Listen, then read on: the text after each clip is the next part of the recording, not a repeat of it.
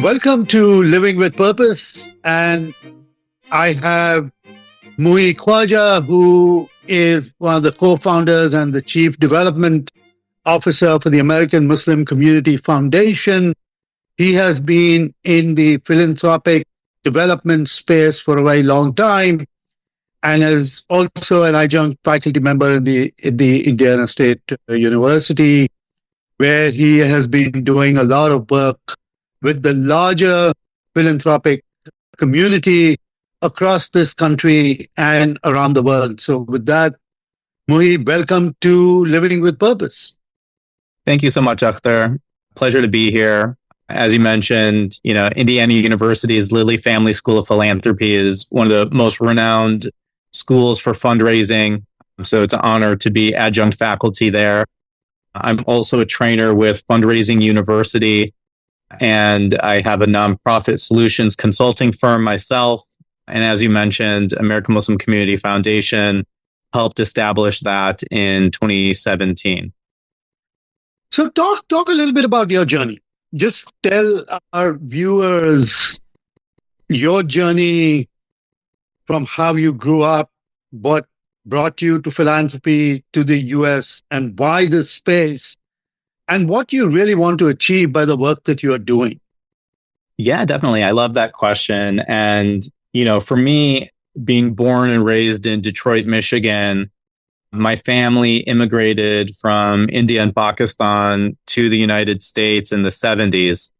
My dad finished his master's at New York University Polytechnic in the late 70s, got married, came back to the US, and got a job at Ford Motor Company, and then moved to Michigan. And he worked at Ford for 30 years. My parents helped establish one of the mosques in the community in the early 80s. They built a school and a mosque in Canton, Michigan in the 90s.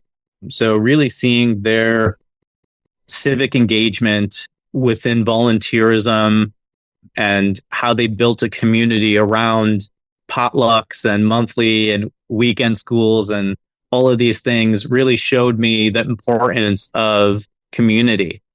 So that's the environment that I grew up in.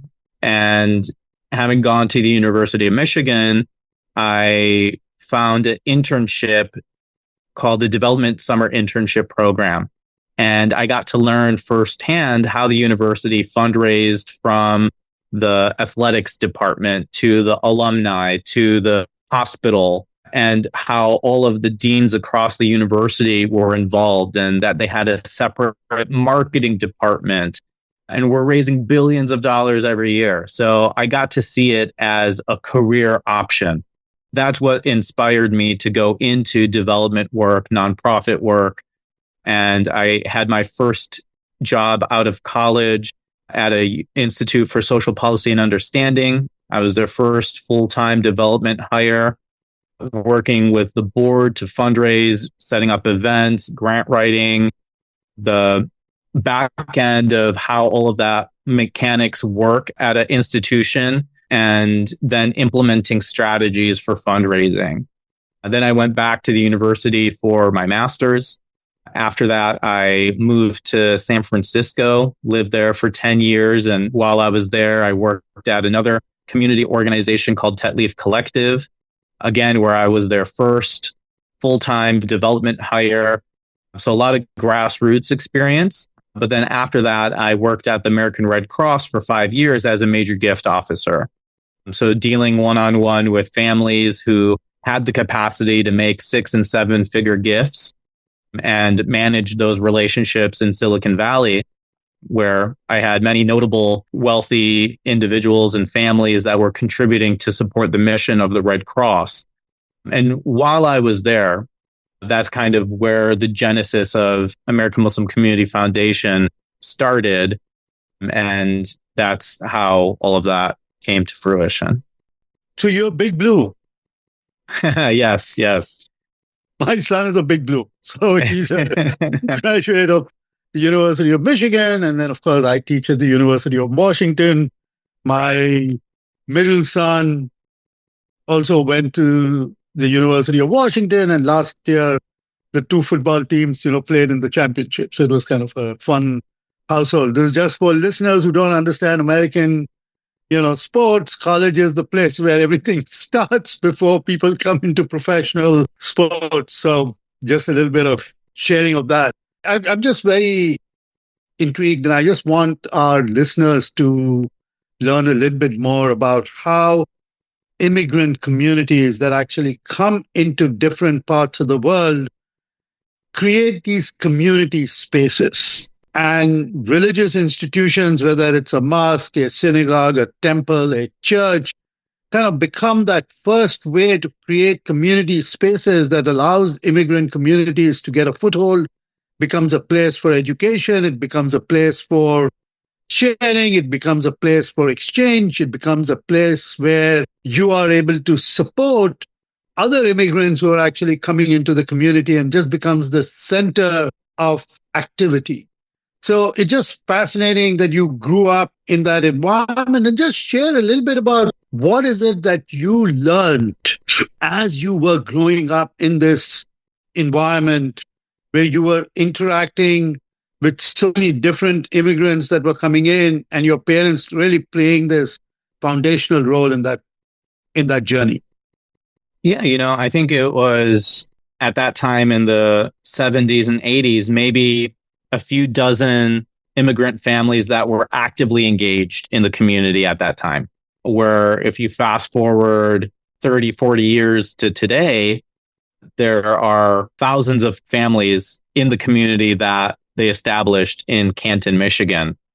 And it's wonderful to see that transition of growth. But my degree in undergrad was in history, and I did a lot of oral history of similar interviews like you're doing right now, and was able to capture some of the essence of those founding members, some of whom are no longer here today.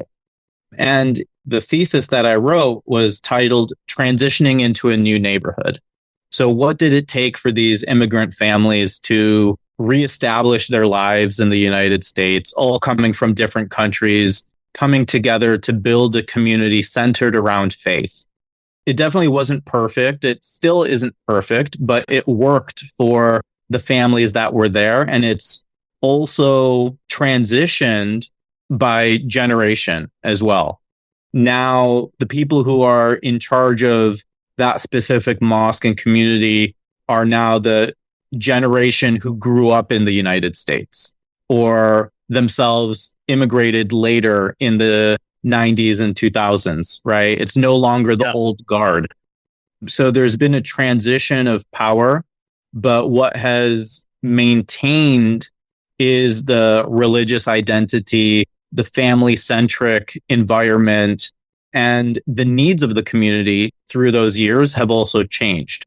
So now it's more than just a weekend school. There are karate classes, or there's bonfires for family nights, or, back then it was mostly just a monthly potluck, right? And that just sufficed the needs for the family to get together and have that social environment as well. But it's become more nuanced with after school programming now. And what are the needs of the current community? And I no longer live there, but I'm still connected because I go back to visit family as well. So the work that you do is clearly encouraging people to show up, right? Yeah. And show up in the community, show up by contributing, show up by sharing, show up, if you want to use the word generosity or giving, which I don't necessarily like, but that's the space you're in. And purpose becomes a big driver for that, right? Where people start discovering their why and why they exist and why they want to contribute and what do they want to live. So talk a little bit about why is purpose important to you? And then how do you use purpose as a way to overcome challenges?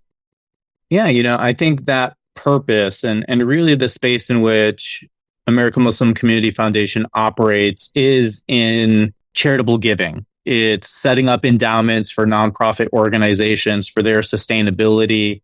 It's helping families distribute their zakat and sadaqah or charitable giving through what are called donor advised funds. It's about helping families give more strategically in collective giving circles. So when I think of my purpose, I often look back at my experience from the community I grew up in through undergrad and the professional experience that I've had being in nonprofit leadership and development. And I really look at the concept of ikigai, which I'm sure you're familiar with as well. And what can I bring to the world that is needed, that I love doing, that I can be compensated for, and that I feel provides me with that purpose and value. And being in this space of charitable giving, I get to see the impact that is created. So from 2017 till today, AMCF has helped families distribute over $20 million. And we've funded over 800 charities in this space.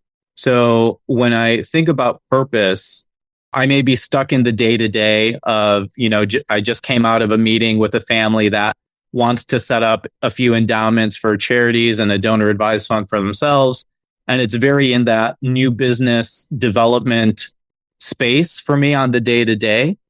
But the end goal and the transaction and relationship that's built over time is getting to fund these fantastic organizations and really getting to see and showcase that Muslim families in the United States care more than just the communities that they come from, right? We are part of this fabric in this country, and we are giving back to the institutions that we went to school at. We're giving back to the local food banks. We're giving back to healthcare institutions.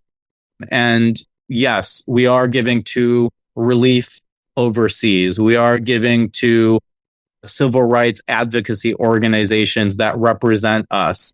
But beyond that as well, we're part of this story that showcases the impact of charities on a day-to-day basis. This is just terrific work that you're doing. You use two words that I just want you to share a little bit more so that our listeners understand what it is that you were talking about. You actually talked about DApps and donor advised funds and giving circles. And maybe you just want to kind of talk a little bit about what a donor advised fund is and what a giving circle is so that our listeners can understand that a little bit more. Yeah. So a donor advised fund is a financial tool. You can find it at Fidelity, Schwab, any of these institutions. Or your local community foundation. Absolutely. And American Muslim Community Foundation provides them for the Muslim community in the United States. And we're the only ones that do it in ethical framework that align with our values of where we want to invest and how we want to invest. So a donor advised fund, again, think of it like a charitable savings account. Whatever money you put into it has to go to a 501c3 charity, but you get to determine the timeline, right? If you give to a charity today, you're giving just to that one entity, making a one-time gift for their operations likely, and it's very transactional. And at the end of the day, you get the receipt from maybe 15, 20, 30 organizations you're funding, right? But if you give it to a donor advised fund, you get one tax receipt. You can put in appreciated assets that have grown over time. And that way you are avoiding a capital gains tax. You can let it sit in the DApp to be invested and grow into the future. And you can distribute it from there to the charities of your choice. Years down the line, you can pass it on to your kids for the next generation of family philanthropy and allow them to choose charities that align with their values as well. So that's a little crash course on DAFs. And then giving circles think of, if you're in the Seattle area, If you gathered 100 families that were giving $500 each, that's $50,000 in the Seattle community that you could then distribute together as a group. And for an example, AMCF operates the American Muslim Women's Giving Circle. So they had about 31 women from across the country all pitch in. They're going to be deciding on 3 charities that will receive the pooled amount. This year, they collected a little over $11,000, and then they'll distribute that to 3 charities. That's great. Just, to kind of understand the different ways in which you can engage to participate in how you want to show up in your community. And philanthropy and formalized collective philanthropy is a way to kind of do it so that you're not going at it alone. So, Muhi, thank you very much for sharing all of this. Let's end by you sharing your one golden nugget, a piece of wisdom that you want to leave behind with our listeners. Find your purpose. And hopefully, what can help you define that sense of purpose is ikigai, which we mentioned as that Japanese concept that refers to your reason for living and that gives people that purpose. So again, look into what your calling is, what makes you feel good, what makes you feel valued, what makes you feel purposeful, and stick to that a little bit each and every day and work towards it. And you will hopefully have a fulfilling and purposeful life.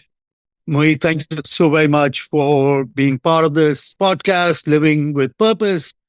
Again, purpose is the renewable the source of energy that continues to drive humanity forward.